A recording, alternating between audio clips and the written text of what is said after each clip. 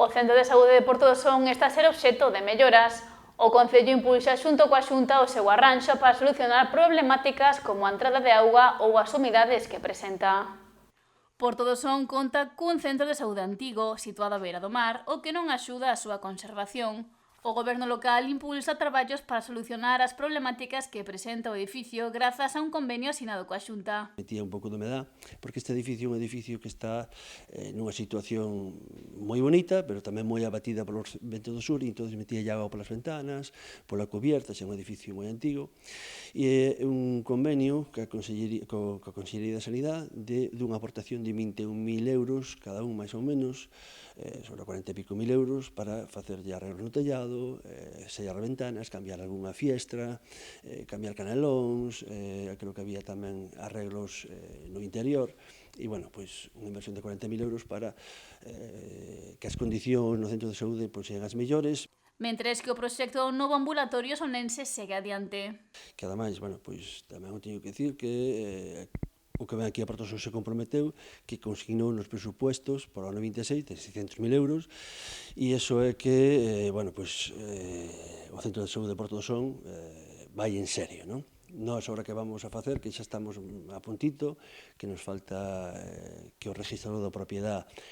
nos registre os terrenos, e xa poñemos os terrenos a disposición da Consellería e empezar a traballar no proxecto do futuro Centro de Saúde. Os arranxos xa se están a desenvolver, aínda que os días de chuvia pouco se pode avanzar. Pero, bueno, eu creo que nun mes debían estar os traballos, eu creo que están traballando ali, e non sei, non che podo dicir agora os días que lle falta, pero creo que antes de que acabe o ano están os traballos feitos todos. Tamén temos que o tempo nos acompañe tamén, O novo Centro de Saúde de Porto do Son localizarase ao carón da Casa do Concello e con el recuperarase a antiga Alameda. O que pensamos foi facer un edificio singular. E o edificio singular é que hai un distinto nivel nas rúas atalayas, esta que sube e outra que baixa da capilla, e entón queremos en ese distinto nivel, que é máis ou menos 4 metros, pois aí incorporar o edificio e recuperar na cubierta o que era a antigua Alameda.